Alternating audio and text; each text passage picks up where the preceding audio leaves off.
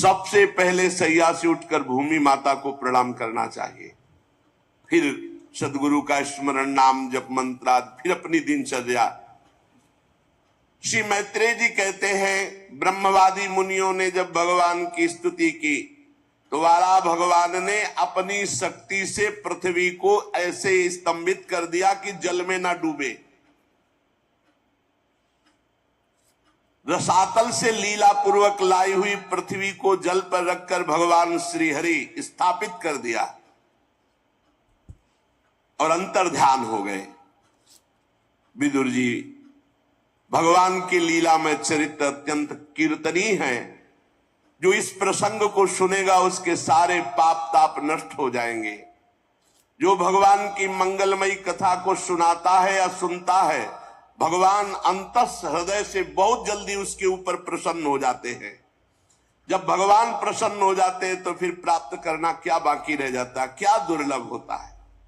ये पशु स्वभाव वाले मनुष्यों को छोड़कर ऐसा कौन होगा जो आवागमन और दुखों से मुक्त करने वाली भगवान की लीला कथा ना सुने।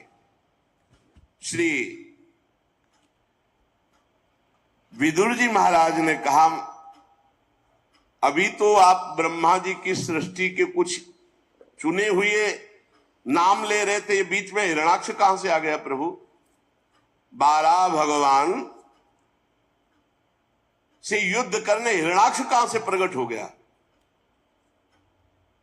ब्रह्मा जी ने तो अभी इसको प्रकट नहीं किया था, क्योंकि अभी 10 ऋषि, सनक, सनंदन, सनातन, सनत कुमार, 4 ब्रह्म ऋषि, मनु और शतरूपा, और उधर ऊपर जो सृष्टि हुई थी उसमें भगवान नील लोहित 11। तो ये हिरणाक्ष कहां से आ गया बीच में? ये जब पृथ्वी निकाल रहे थे 12 भगवान, ये हिरणाक्ष कहां से आ गया और मुठभेड़ कैसे कर ली? मैत्रेय जी ने कहा, विदुर जी बड़ा सुंदर प्रश्न है तुम्हारा, क्योंकि इसमें भगवान श्री हरि की मंगलमयी लीला कथाओं का वो प्रादुर्भाव है जिससे मनुष्य सुनने मात्र से मृत्यु पास से मुक्त होकर भगवत प्राप्त हो जाएगा।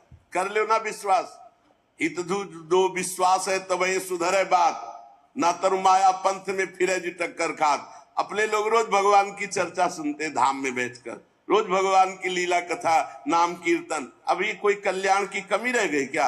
अरे कल्याण का कल्याण हो गया। मस्त रहो, बस नाम जप करते हुए गंदी बातों से बचो तो जीवन मुक्त हो। अभी जीवन मुक्त हो। पूर्व काल में ब्रह्मा जी ने ये इतिहास परंपरागत सुनाया था, वही मैं तुम्हें सुना रहा हूं। मैत्रेय जी कह रहे हैं कि एक बार दक्ष की पुत्री दिति, अब इसका प्रसंग आगे है। अभी आपने सुना था जो शतरूपा जी की 3 पुत्रियां थी, उन्हीं में से ये सब सृष्टि का विस्तार हुआ है।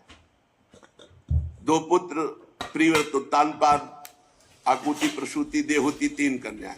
इन्हीं में से सब आगे चलकर इनके विस्तार में आ गए, इन्हीं 3 में से है। तो दिति ये एक दिन संध्या के समय कामातुर हो गई, और जो अभी 10 महापुरुषों के नाम लिए गए थे उनमें से कश्यप जी भी थे। कश्यप जी इनके पति हैं। कई कन्याएं कश्यप जी को वरण हुई।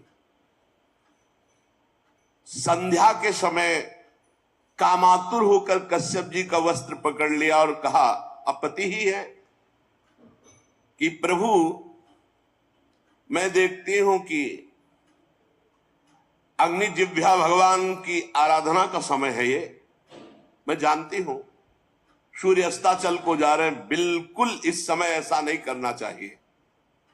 पर जैसे मत वाला हाथी केले के वृक्ष को मथ डालता है, केले के वन को, ऐसे ही इस प्रसुद्ध धनुर्धर कामदेव ने मेरे पर विजय प्राप्त कर ली। अर्थात मैं कामाग्नि से पीड़ित हूं, मैं बेचैन हूं, मैं नहीं सह सकती। अब आप कृपा करके आपका कल्याण हो, मेरी इस पीड़ा को दूर करें और ऐसा संतान हो जिससे आपका सुयश हो। हमने आपको बहुत प्यार से वर्ण किया है। हमारे पिता ने दक्षिण एकांत में हमसे पूछा था तुम्हें कैसा पति चाहिए, तो मैंने आपका ही नाम लिया था, अर्थात मैं आपको बहुत प्रेम करती हूं। ये प्रेम का दबाव भी डाला।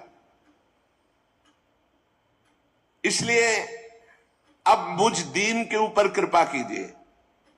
मुझे कामदेव ने परास्त कर दिया, मैं बेचैन हूं। कश्यप जी ने कहा ठीक है, तुम्हारी इच्छा धर्मयुक्त है, कोई अधर्मयुक्त नहीं है, लेकिन इस समय नहीं, ये समय अधर्म का।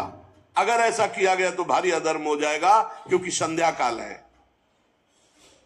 इस समय केवल भगवान की आराधना की जाती है। गृहस्थाश्रम में अपनी पत्नी की कामना को पूर्ण करना धर्म कहा गया है, लेकिन समय पर। यह समय संध्या काल का है, इस समय नहीं। इंद्रिय रूपी शत्रु से जो परास्त होकर धर्म का उल्लंघन करता है, उसका पतन हो जाता है, नाश हो जाता है। तुम्हारी जैसी भार्या, और वो भी धर्म का उल्लंघन, बिल्कुल ठीक नहीं है। इस समय नहीं, क्योंकि इस समय भूत भावन भगवान शंकर अपने गणों के साथ भ्रमण करते हैं, और जिसके घर में संध्या वंदन आरती पूजा ये सब नहीं होती है, तो वहां फिर विनाशकारी लीला होती है। ये सब ऐसा नहीं कि मनमानी। संध्या के समय भोजन नहीं किया जाता, संध्या के समय मैथुन नहीं किया जाता, संध्या के समय इधर उधर नहीं। उस समय भगवत चिंतन, ध्यान परायण, अगर आप कहीं सेवा में भी हैं तो भी 2 मिनट भगवान का स्मरण करते हुए, जैसे प्रातःकालीन मेला, वैसे जटाजूटधारी भगवान शंकर, जिनके जटाओं से स्मशान की धूल का बवंडर उठता है, वो संध्या के समय भ्रमण करते हैं। उनके 3 नेत्र हैं, सूर्य और चंद्रमा।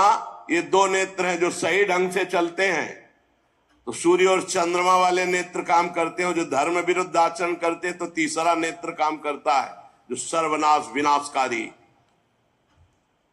संसार में भगवान शंकर का न कोई अपना है न कोई पराया है। जैसा करोगे तत्काल वैसे फल मिलेगा। उनके लिए न कोई आदरणीय है, न कोई निंदनीय, न बंदनीय, कोई न त्याजनीय है, न कोई अपना है, न कोई पराया है। मस्त इसीलिए कहा गया भोले बाबा। बड़े बड़े देवता जिन भोगों की चाह करते हैं, लात मार के उन भोगों का सदैव अपने ध्यान में मगन रहते हैं। ऐसा ही लिखा है, भोगों को लात मार करके सदैव अपने ध्यान में मगन रहते हैं।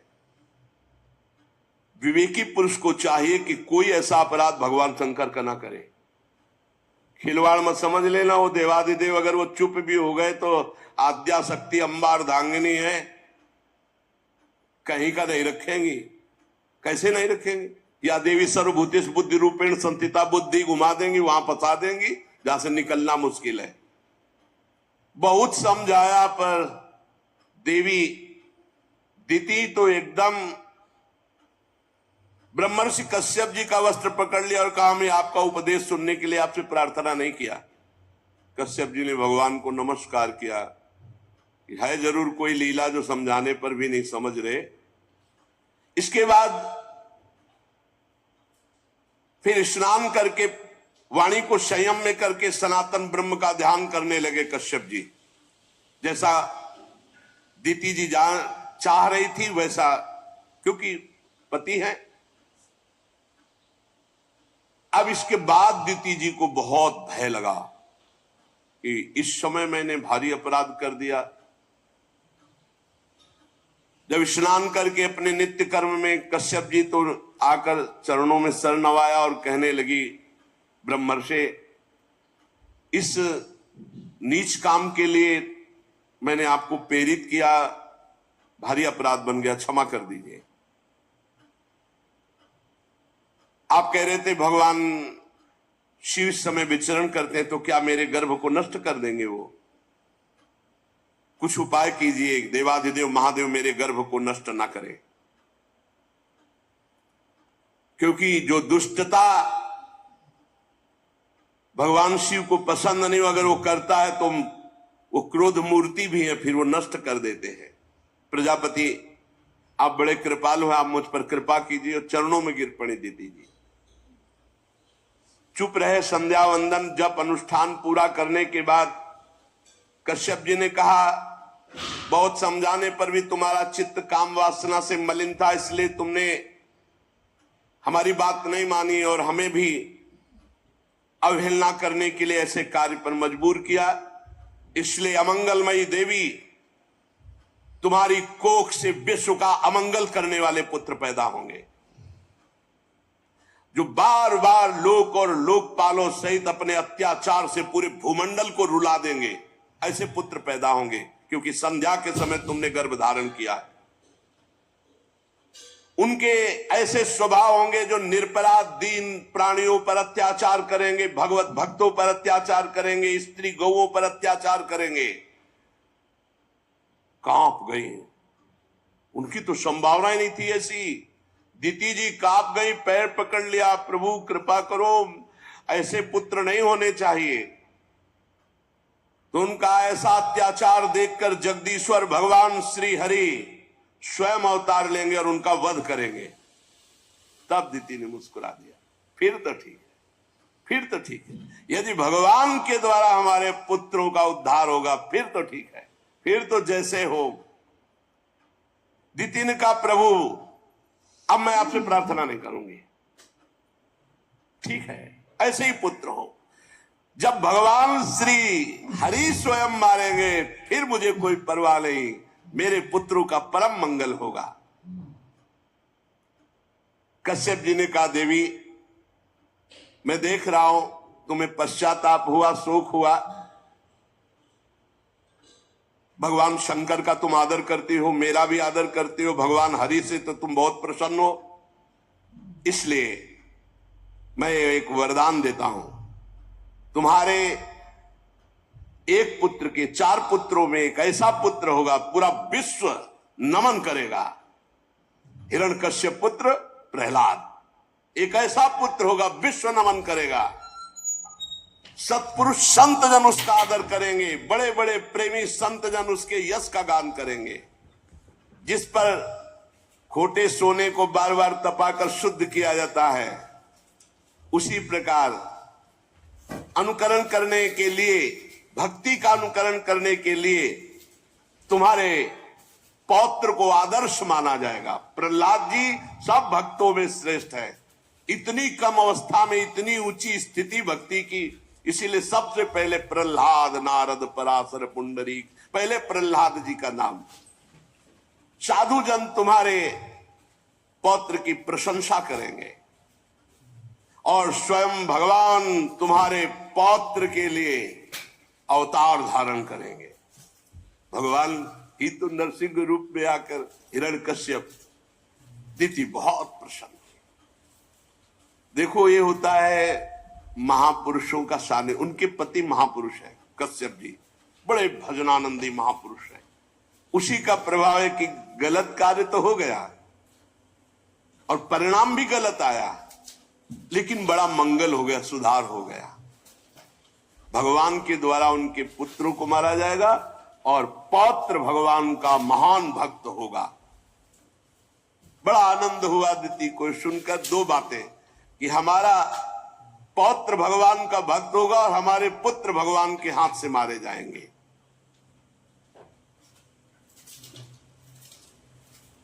पर दीति ने जब सुन रखा था कि मेरे पुत्र बड़े दुष्ट स्वभाव के होंगे, तो उन्होंने विचार किया कि पहले तो गर्भ के बाहर ही नहीं आने देंगे हम।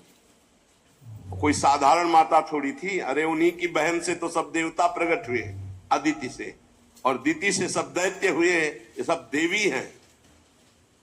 मेरे पुत्र दुष्ट स्वभाव के होंगे, इसलिए मैं कश्यप जी के महान वीर को बाहर निकलने नहीं दूंगी उधर से।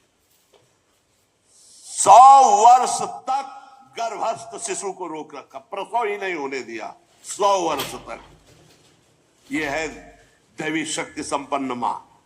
ऐसे पुत्रों को जन्म ही नहीं होने दूंगी जो जगत का मंगल करेंगे 100 वर्ष तक। अब क्या हुआ, वो कोई साधारण तो थे नहीं, तो 100 वर्ष गर्भ में रहने के कारण उनका इतना तेज बढ़ गया कि सूर्य तेजहीन हो गए। इंद्रादि लोकपालों की शक्ति क्षीण हो गई। सब ब्रह्मा जी के पास गए, बोले सूर्य में प्रकाश करने का तेज नहीं रहेगा, हमें त्रिभुवन का शासन करने का तेज नहीं रहेगा, ये क्या हो रहा है।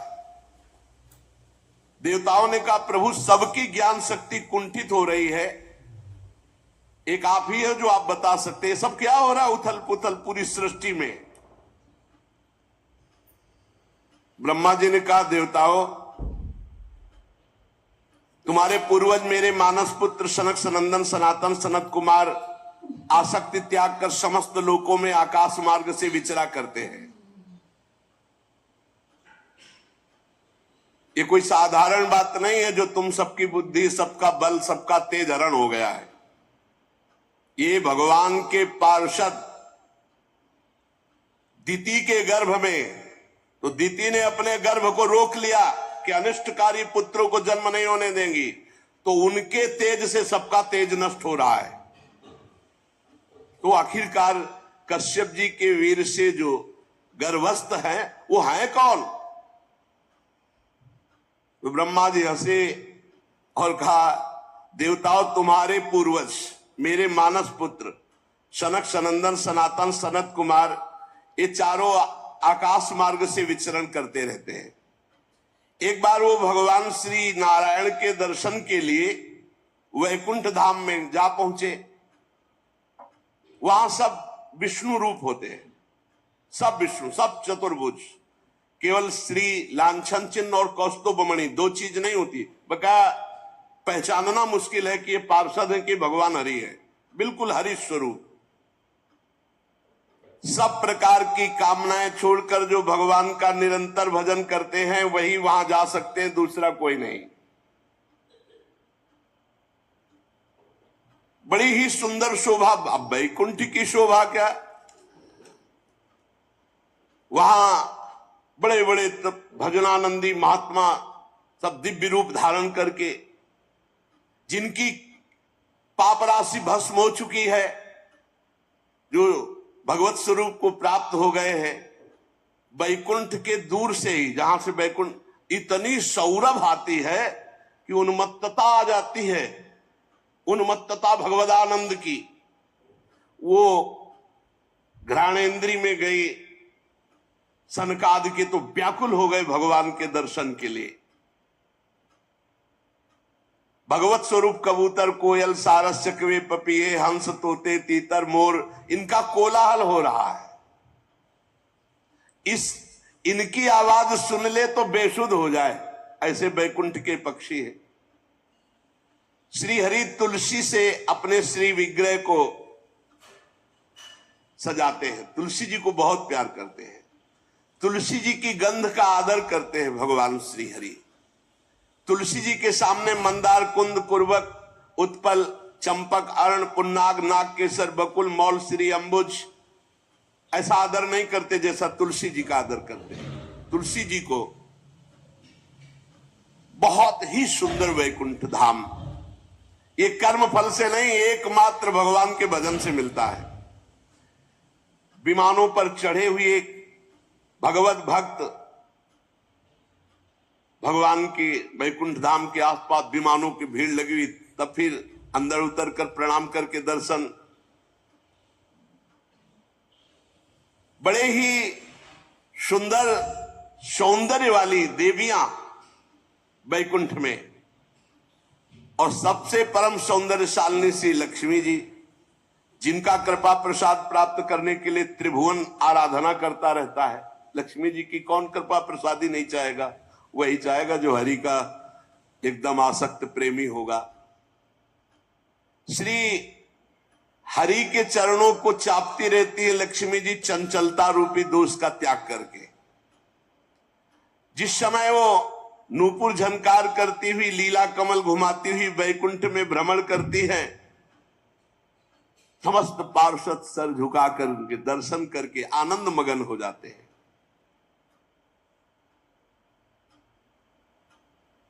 जो लोग भगवान की पापहारिणी लीला कथाओं को सुनते हैं,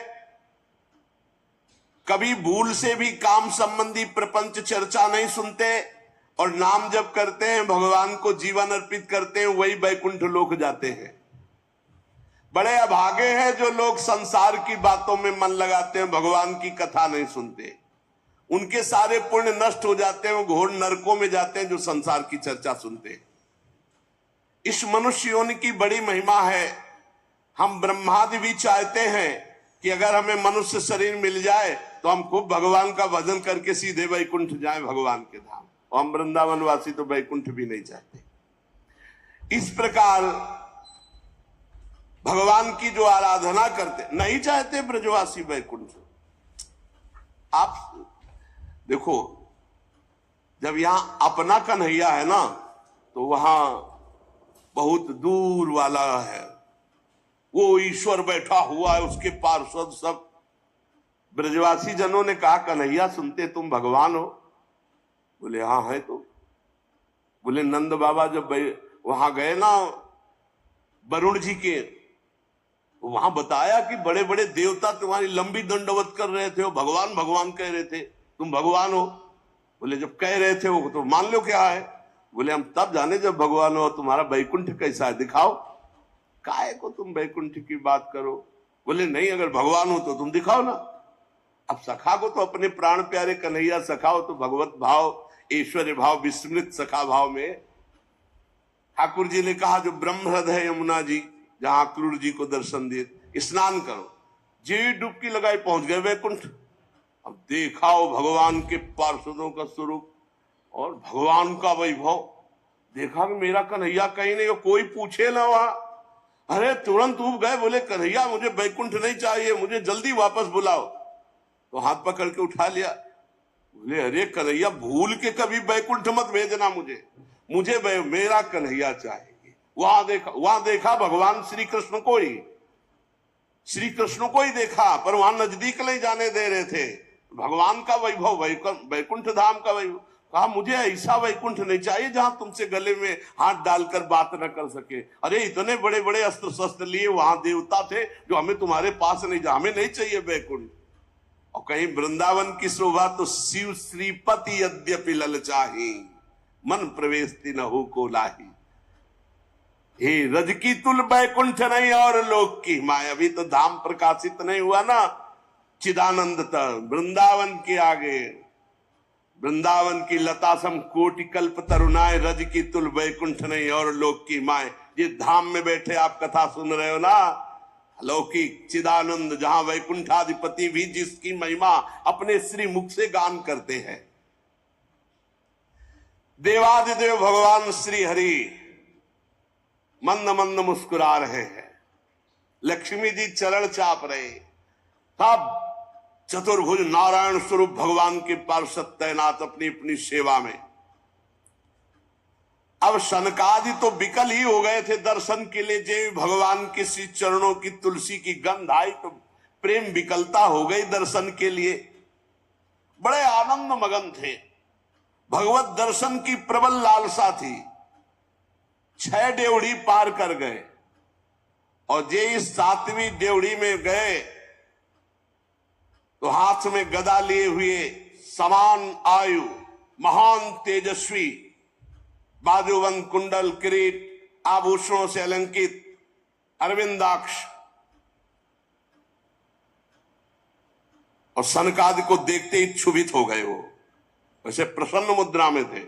ये देखो भगवान की इच्छा, क्षुभित हो गए। और जे भी 7वीं डेवढ़ी पार करने लगे, सनक सनंदन सनातन सनत कुमार, बेत लगा दिया, इनको कोई नहीं रोक सकता।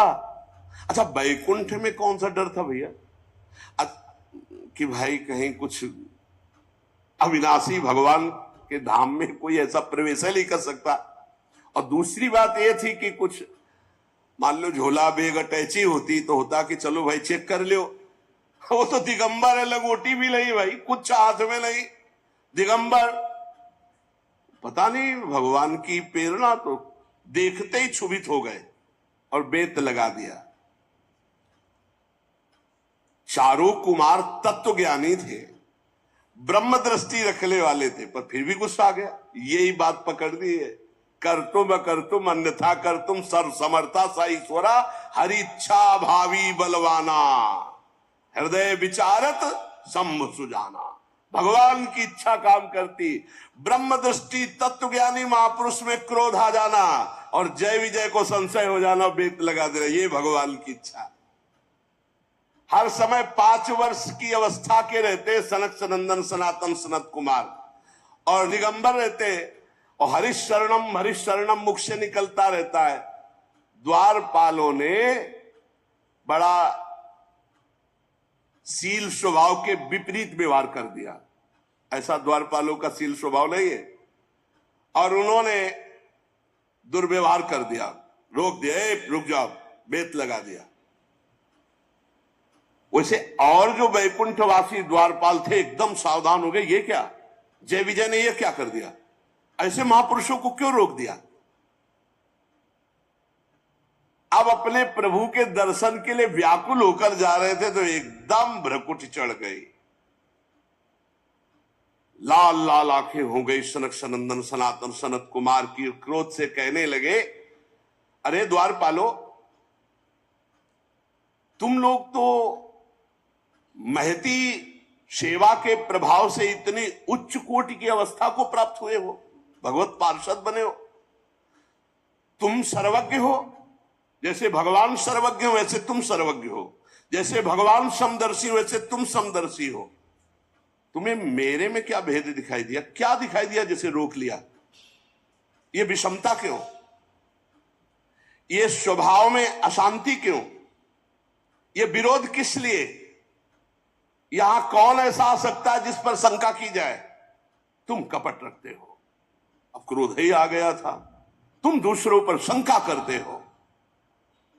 भगवान के उदर में सारा ब्रह्मांड, इसलिए यहां रहने वाले ज्ञानी जन सर्वात्मा श्री हरि से अपना कोई भेद नहीं मानते, बल्कि अंतर्भाव हरि स्वरूप रहते हैं यहां वैकुंठ में।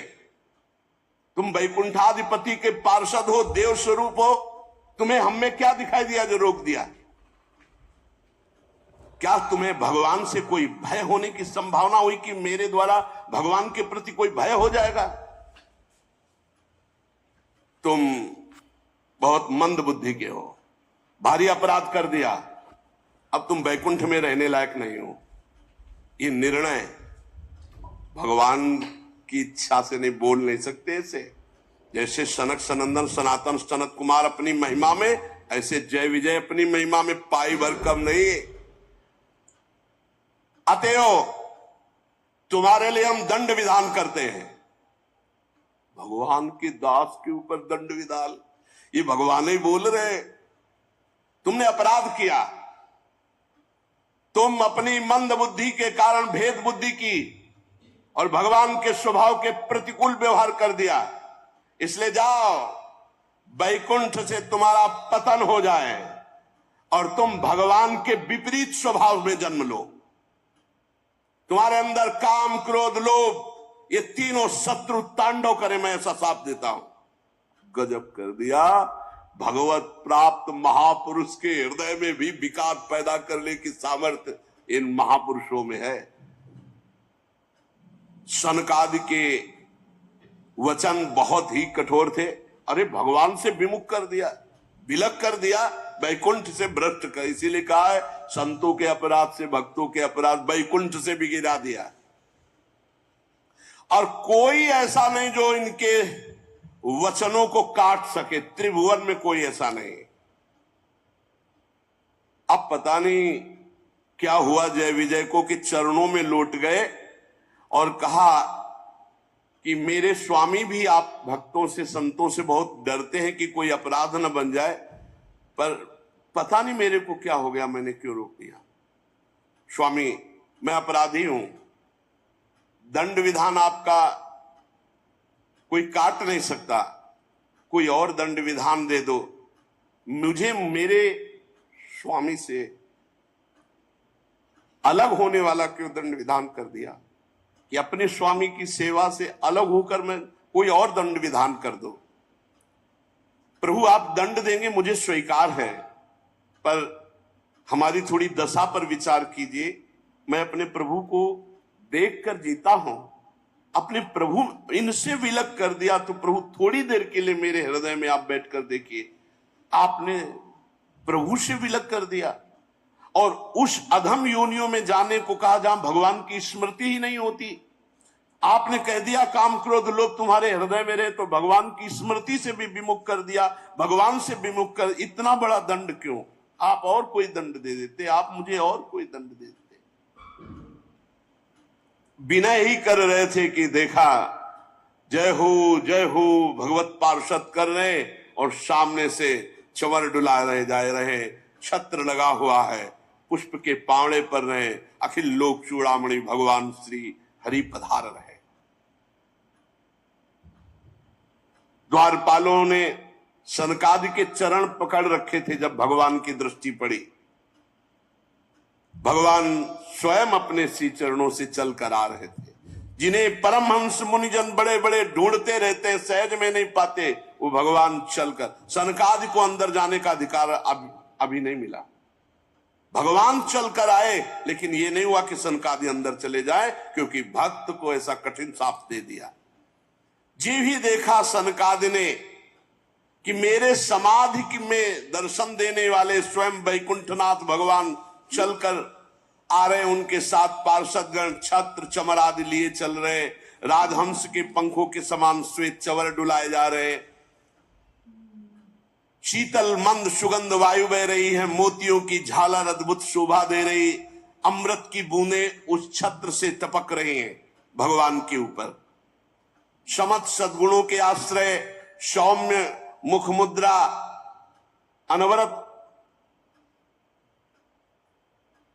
जिनकी दृष्टि से कृपा बरसती रहती है, अपने भक्तों को जो सदैव स्नेह से देखते हैं, स्नेह से, जैसे मां अपने बच्चे को देखती है, ऐसे हर भक्त को भगवान करो सदा तिनके रखवारी, जिम बालक राखे महतारी।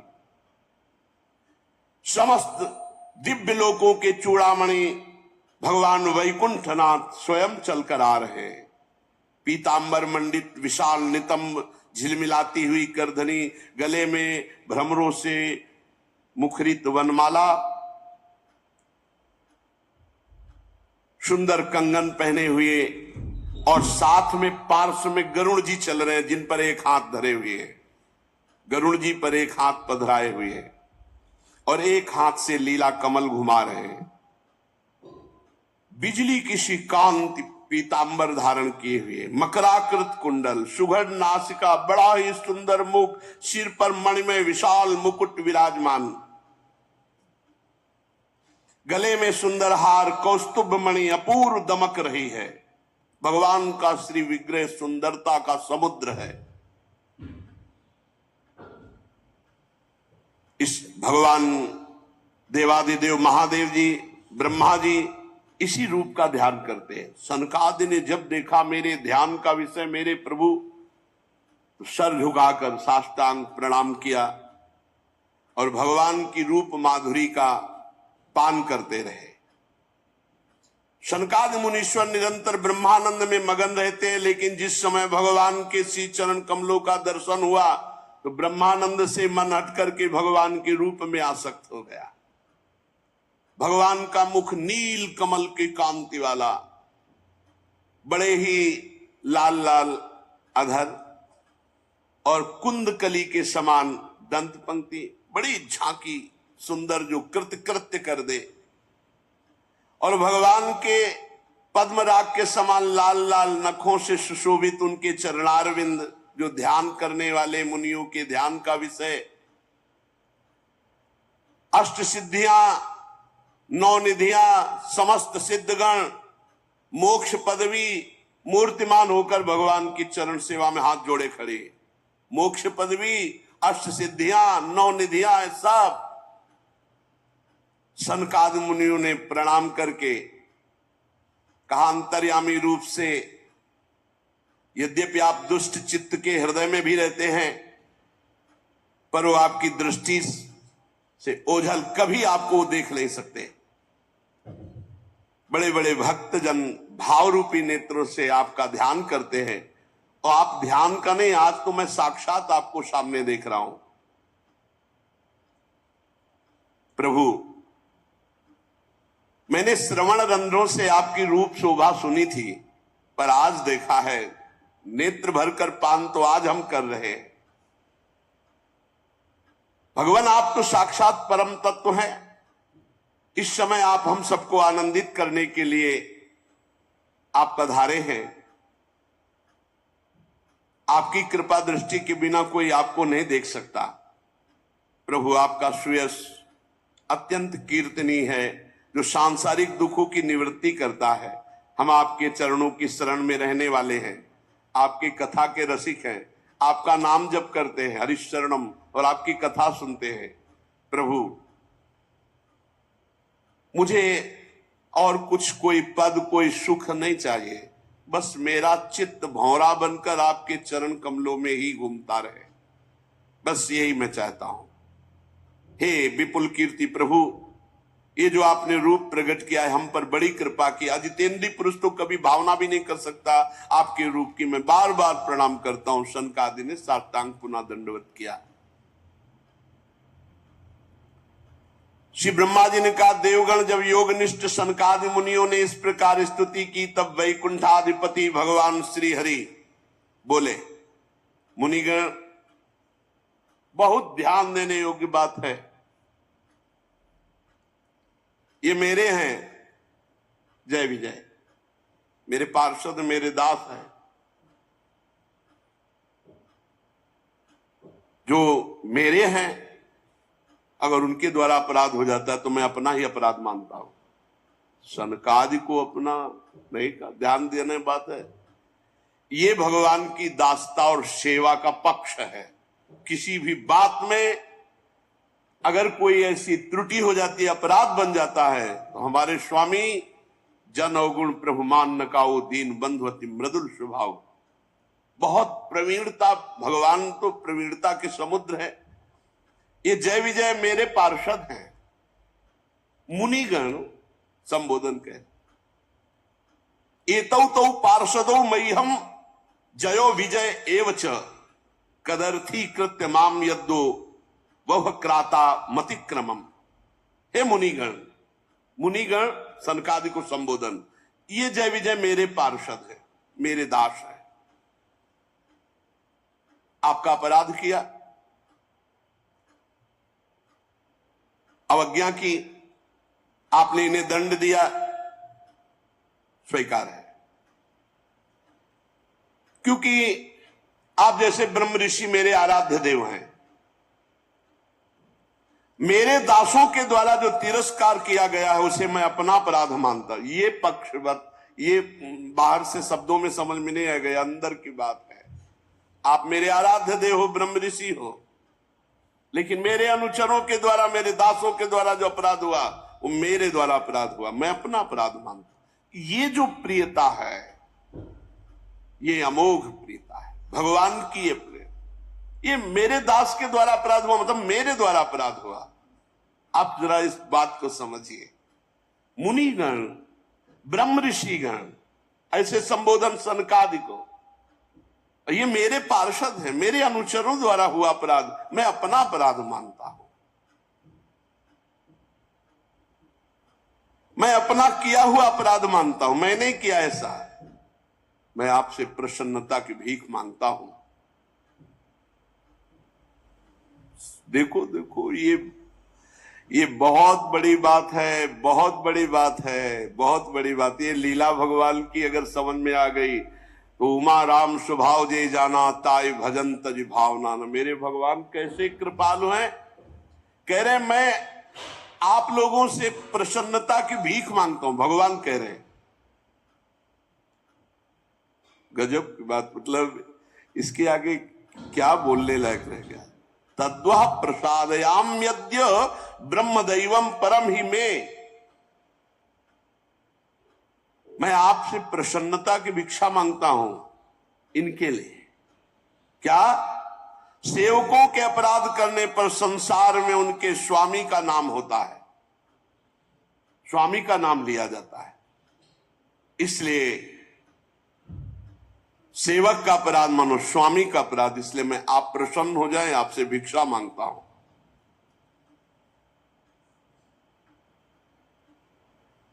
मैं विकुंठ कहलाता हूं, जिसकी महिमा कभी अपवित्र नहीं होती।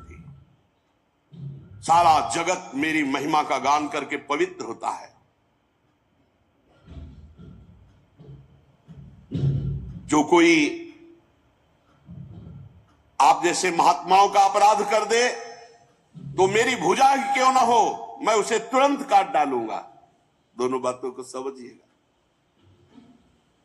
अरे आप जैसे महात्माओं की सेवा करने से, आप जैसे महात्माओं की चरण रज से पवित्रता प्राप्त होती है, सारे पाप तत्काल नष्ट होते हैं। उसको ऐसा सुंदर स्वभाव मिलता है कि वो मुझे प्राप्त कर लेता है।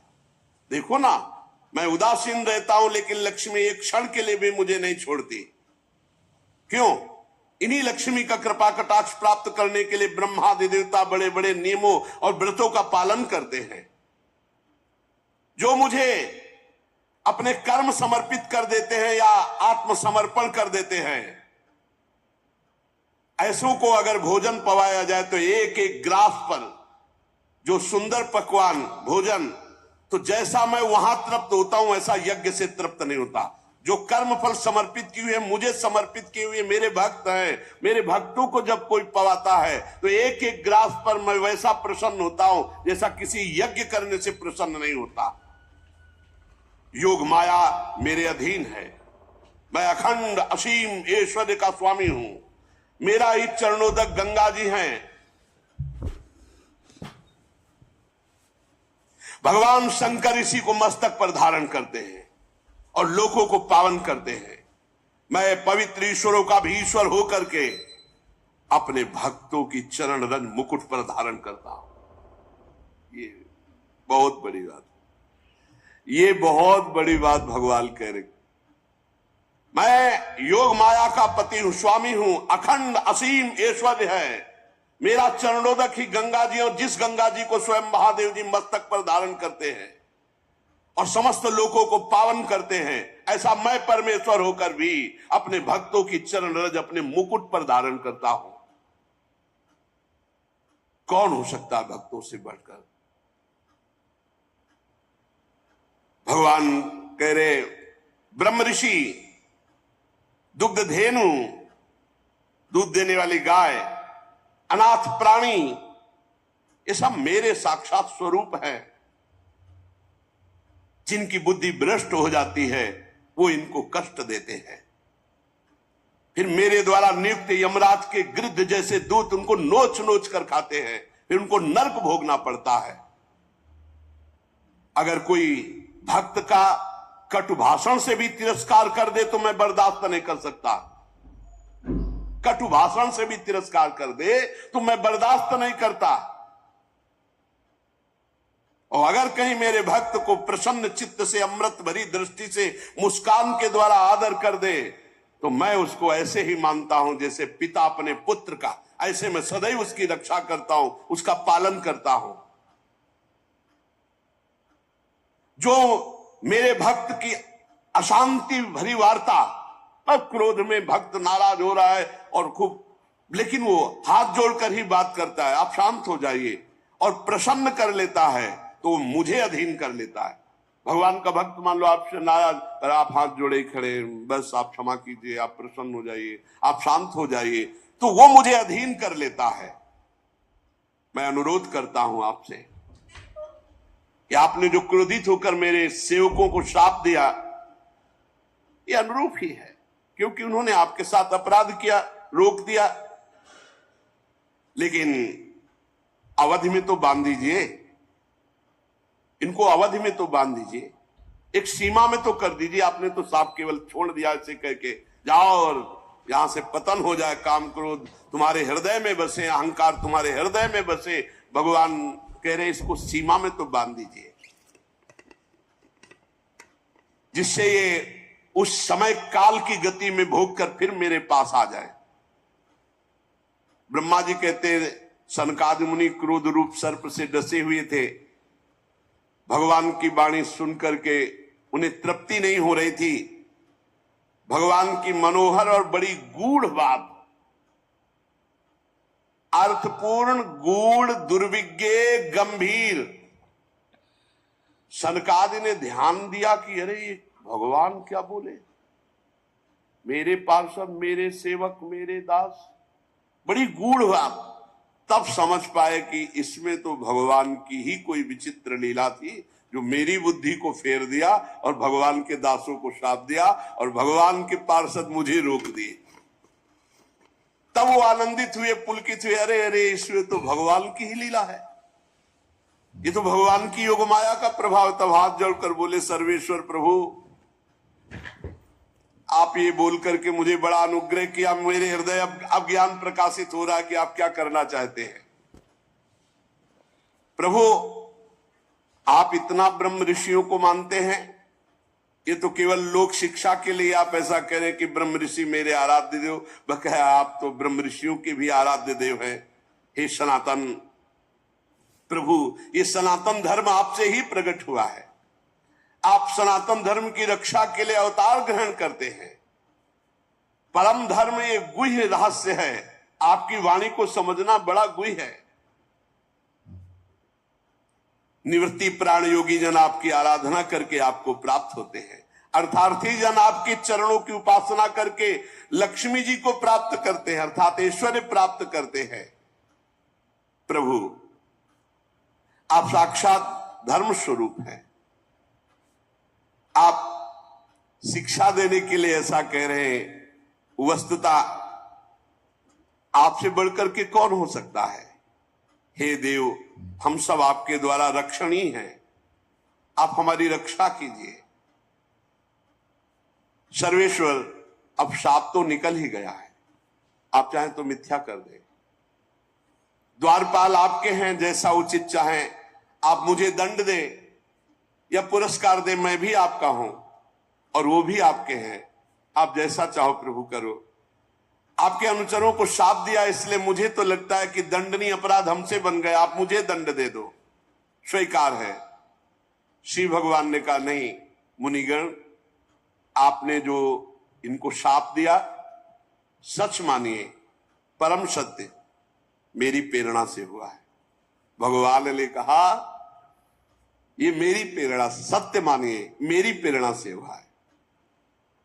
अब ये 3 जन्म तक दैत्य भाव को प्राप्त होंगे और क्रोधावेश में हर समय मेरे में एकाग्र रहेंगे और मैं अवतार बार बार लेकर के इनका उद्धार करूंगा और इन्हें पुनः स्थापित करूंगा अपने द्वारपाल के रूप में।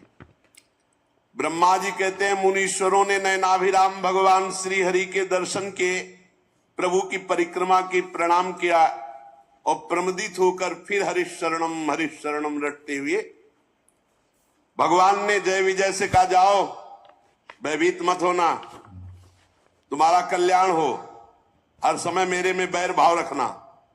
देख लो भगवान क्या कह रहे हैं, मेरे से वैर भाव रखना तो अंतिम समय तक यही बोल करके प्राण त्याग रहा। कहां राम रन हतो पचारी, भगवान का ऐसा अनन्य दास है कि भगवान की आज्ञा को उल्लंघन नहीं। अनन्य दास उसे कहते हैं कि यदि स्वामी आदेश कर दे कि मार हमारी छाती पे घूसा, तो उसी समय बिना विचारे घूसे का प्रहार कर दे स्वामी पर, उसे अनन्य दास कहते हैं। जैसे अनन्य दास भीष्म जी तान तान के बाण मार रहे हैं श्री कृष्ण के शरीर पर, जहां विपक्ष में खड़े हैं। अभी भक्ति का वो जो रंग आता है वो एक अलग होता है, ये रंग में रंगे हुए हैं, परिपक्व हैं। भगवान ने क्या कहा, डरना मत। भगवान ने जाओ, किसी भी तरह से मैं भयभीत मत होना, तुम्हारा कल्याण करने के लिए मैं समर्थ हूं।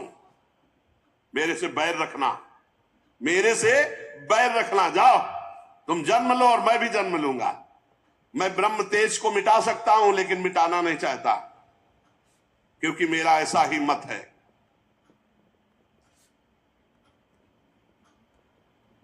और ये एक बार जब मैं योग निद्रा में स्थित था तो लक्ष्मी जी प्रवेश कर रही थी, तो तुमने रोकने की चेष्टा की थी, उसी का दंड यहां मिला है तुम्हें।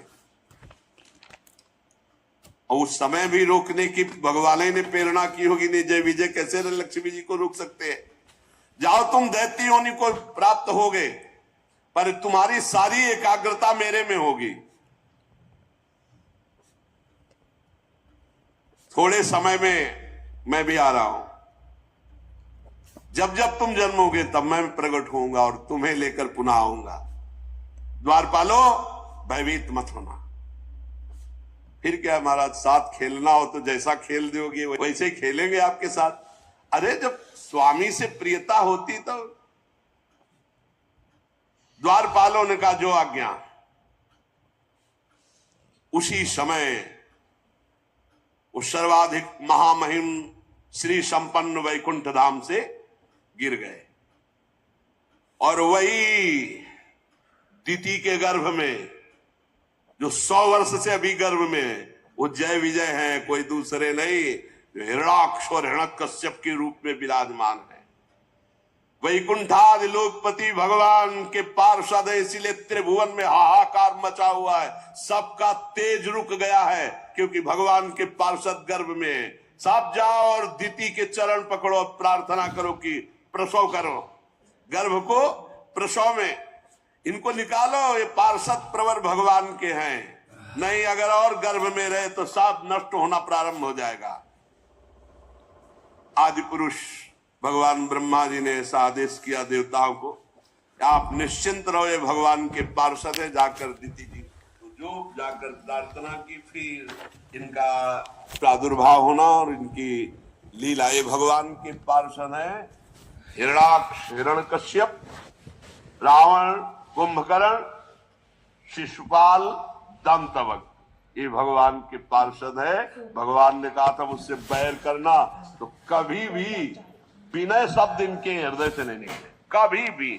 रावण ने जिसको देखा कि ये विनय बोलता है राम जी के प्रति, तो अब भगाई दिया कि तुम हमारी पार्टी लायक ले, हम बैर वाले, चलो तुम। हाँ, जे भी सुना खरदूषण मारा गया, तो कहा खरदूषण मौसम बलवंता, मार सके को बिनु भगवंता। और भगवान पधारे हैं तो भजन न होए तामस देहा, बैर करूंगा और ललकार ललकार करके इनसे युद्ध करूंगा और फिर इन्हीं को प्राप्त हो जाऊंगा। तो कभी ऐसी निकृष्ट दृष्टि ना रखे, ये भगवान के पार्षद हैं, भगवान की लीला के लिए आए हुए हैं। तो भगवान की लीला अगर ये पार्षद ना आते तो भगवान की लीला का स्वाद कैसे आता। हम जब रामायण की आरती करते हैं तो उसमें सबकी आरती हो जाती है क्योंकि सब विराजमान है ना। हम जब भागवत की आरती करते हैं तो उसमें सबकी आरती हो जाती है। ये सब भगवत स्वरूप है। हमें लीला रस आस्वादन करके अपने अंतःकरण को पवित्र करके निरंतर भजन करते हुए भगवान के धाम जाना है। और धाम आ चुके हैं, बस पर्दा हटना है, अंदर प्रवेश होना है। धाम आ चुके हैं, धाम यही धाम है चिदानंद वृंदावन। बस केवल पर्दा हट जाए त्रिगुण माया का, तो यही प्रिया प्रीतम खेल रहे, यही रास भूमि है। बस इसी में हमें मिल जाना है। बस हमें तो कहीं जाना नहीं है ना, हमारे लिए कोई विमान आने की जरूरत नहीं है, बस वो पर्दा हटने की जरूरत। पर्दा हटा, दिव्य वृंदावन प्रिया प्रीतम, बस ये अंतिम जन्म। भगवान की कृपा से सत्संग मिल गया, धाम मिल गया, नाम मिल गया, रूप मिल गया। अब ऐसे सावधान हो जाओ, आगे और मलिन कलयुग आने वाला है, उसमें भजन साधन भगवत प्राप्ति ये सब दुर्लभ बात रहेगी। अभी समय है, थोड़ा समय है। पीछे जब प्रारंभ हुआ था तो समय वो जैसे कोई नाटक या फिल्म हो तो उसका पहला वो ट्रेलर, तो कलयुग जब प्रारंभ हुआ था तो उसका ट्रेलर था, पूरी फिल्म तो अभी बाकी है। अभी तो 5000 वर्ष के कुछ हुए, 4,32,000 वर्ष है। कहीं स्वाहा स्वधा राम कृष्ण हरि धर्म का नाम नहीं रह जाएगा आगे, जैसे जैसे बढ़ेगा। इसलिए इसी जन्म में भगवत प्राप्ति कर लो, पता नहीं आगे। जैसा हमने 40-45 वर्ष पीछे साधन शैली देखी वैसी अब नहीं रह गई। आगे आप देख लेना, अब मोबाइल शैली रह गई है, आगे जो शैली आएगी वो और कुछ शैली होगी। जो संतों में पीछे भजन की वृत्तियां देखी वो होंगे संत जन, अब बहुत कम दिखाई देते हैं। अब जो आगे समय आएगा तो और कम संत जो शुद्ध भगवत प्राप्ति का मार्ग, ऐसा हम नहीं कहते कि अभी, लेकिन ऐसा होगा कि फिर आगे सतमार्ग लुप्त हो जाएगा। सदग्रंथों के अनुसार साधना करके सिद्ध हुए महापुरुषों का मिलना बहुत कठिन हो जाएगा, तो भगवत मार्ग बड़ा कठिन हो जाएगा। इसलिए इसी जन्म में अंतिम जन्म बना दो कि अब हमारा जन्म मरण कलयुग में ना हो, खूब नाम जप करते हुए भगवान को प्राप्त हो। शेष चर्चा आगे। श्री राधा वल्लभ लाल की।